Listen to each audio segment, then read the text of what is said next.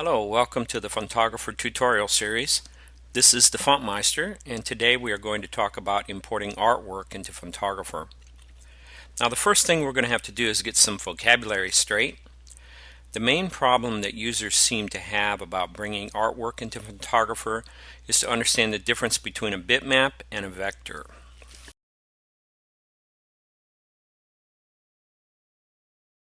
Alright, now please forgive us if you already know this, but there are so many of our customers who contact us and mistakenly have a bitmap and they don't understand why it's not working in their TrueType or OpenType font. That we really need to understand the difference between a bitmap and an outline vector. Okay, so what I've done here to illustrate the point is I've gone into the Fontographer bitmap editor and I wanted to show you that this is a pixel. Okay, a bitmap, a pixel. And you can see that they're evil because they have stair stepping, what they call aliasing. Now, they're trying to approximate the outline path that's behind them. So what we want is to work always with vectors, but when you scan an image on a scanner, you're going to get pixels. So here's what we're going to do. We're going to learn how to trace a bitmap so that it becomes a vector, so that we'll have an elegant work of art.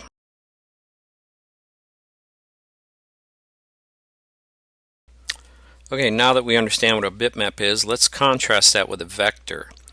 A vector is a line that is drawn algebraically. The computer is instructed to draw a line from point A to point B and draw it as an arc. So that's all an algebraic computation, and you can see why this is much more elegant than drawing with blocky pixels. We just wanted to illustrate the difference between a vector and a bitmap. Now these points here, they're called Bezier curve points, and the handles coming off them are called BCPs, or Bezier curve point handles, and you can manipulate them up and down, left and right, to get the shape you want. You'll also notice here that a circle only needs paths at north, south, east, and west. If you add any more points to this circle, it's not going to make it a better circle. In fact, adding more points to a circle would be the sign of a novice. The only reason you'd ever need to add more points is if you're trying to get a particular shape, and with the Bezier curve point handles you're not able to get that shape. Then you would add a point at some place on the path so that you'd have more control over the path. Okay, so now you can see the difference between a bitmap and a vector.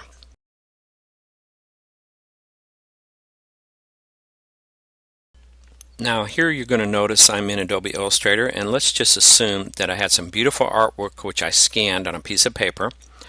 I put it in a scanner. I scan it at 3 inches tall and 300 dpi. That's very important. We don't want to pick up too much detail. Like if you have a fancy scanner that can scan at 1200 dpi, don't use the 1200 dpi setting. You're going to pick up too much detail and maybe some artifacts in your scan. So the best scan will be at 3 inches tall and 300 dpi. So then when you bring the scanned file into Adobe Illustrator, it will be a bitmap. Now, I'm not going to be able to demonstrate how to trace that into a vector for you because there's so many ways to do it. If you had an older version of Illustrator, you would have to get a plugin called Streamline. Newer versions of Illustrator have a trace built in, and Freehand also has a trace tool. And to use a trace tool, you just select the tool, hold down your mouse, and drag across the image, and the bitmap will be traced into a vector. So, granted, I've already got a vector here. Now, what I'm going to do is create a bounding box so that when I bring this character into Fontographer, it will be scaled uniformly. Every character will be exactly the correct height. If I don't use a bounding box, they can be all different scalings. So I try to create a bounding box which is big enough to fit the largest character. And you'll also notice that I put a baseline there, the little hash mark to remember where the baseline is going to be. And when I do this, then every character using the same bounding box, when I bring it into Fontographer, it will actually come in uniformly scaled. Now, people who are comfortable with the clipboard, they would do a select all, then a Command C. They'd go over into Fontographer, and what they would immediately do is hold down Shift Option, use the menu for paste, and you'd see that this thing comes in perfectly scaled within the M square. Now what I will do now is get rid of the bounding box. I'll do a select all, and I'll use the arrow keys to bring the baseline down to the real baseline, and then I'll delete the baseline. Now you can see this is a curved character, so we have a little bit of overshoot. Now, so that's one way we could have done it. Let's see about people who aren't comfortable with the clipboard. We'll go back into Illustrator here, and we'll do a Save As, and we'll create an Illustrator EPS. Now this is very important. This is probably one of the most important reasons we're making this video. Is this could get an extender in some versions of Illustrator as a .eps file, and also Photoshop will have a .eps sometimes. Some people will contact us and say, I have an EPS file, why doesn't it work in Fontographer? Well, if it came from Photoshop, in reality a Photoshop EPS is a bitmap, those ugly blocky pixels we talked about, except that it has an EPS wrapper around it with a TIFF preview. So the bitmap is really just a preview. There are no vectors in a Photoshop file.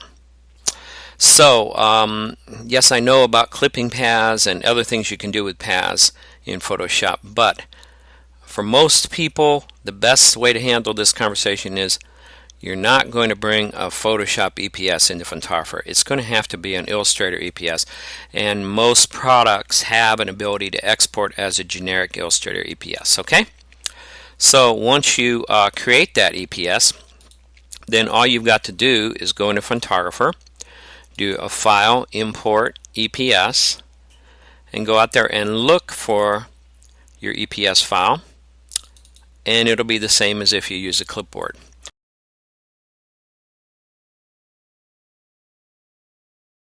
Okay, now we have another problem.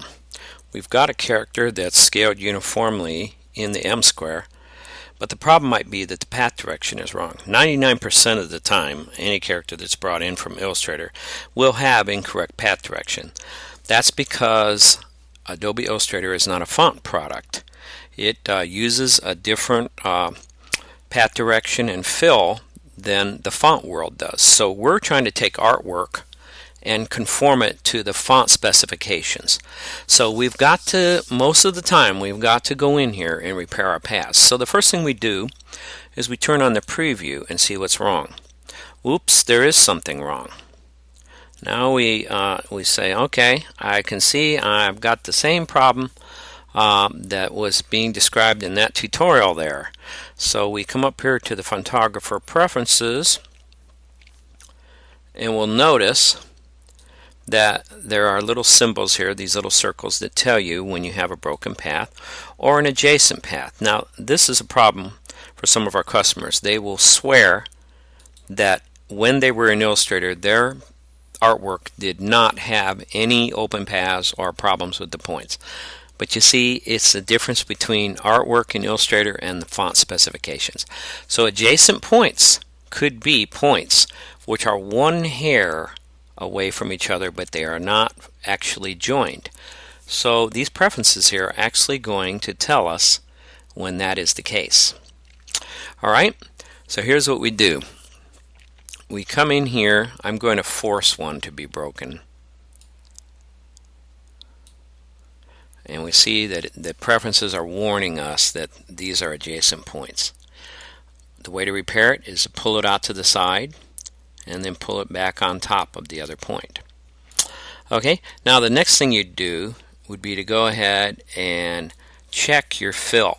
You go up to the element menu, you come down to selection info, and you pop down this little extra menu here, and you'll see that the fill is actually at 0%. It's an Illustrator fill. You'll also see that the stroke is on. Stroked fonts are type 3 fonts. They are kind of a strange beast of their own. We don't want the stroke on. We want the fill at 100%. The type of fill is normal, and the stroke is off. Okay? When we do that, we can now take a look at the preview and see if we're making any progress. It looks like we are. So when you see that there is still a problem with the path direction, all you have to do is to go up to the element menu and do correct path direction.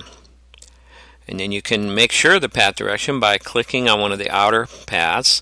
You'll notice down here in the bottom left, that's clockwise. That's what is appropriate. And then you click on the inside path, and that's counterclockwise, pointing to the left. That's why these inner circles here are called counters. Okay, so now it looks like what you've got is a perfectly scaled character. The path direction is correct. Everything is wonderful. And so all you've got to do now is to probably start thinking about repairing your metrics. You can see that this character is not really centered in the M square. So you might want to take a look at our tutorial on metrics in Fontographer. Alright, now thank you for watching this FontLab Fontographer tutorial series. Please let us know if there are any other subjects you'd like to see covered in the series.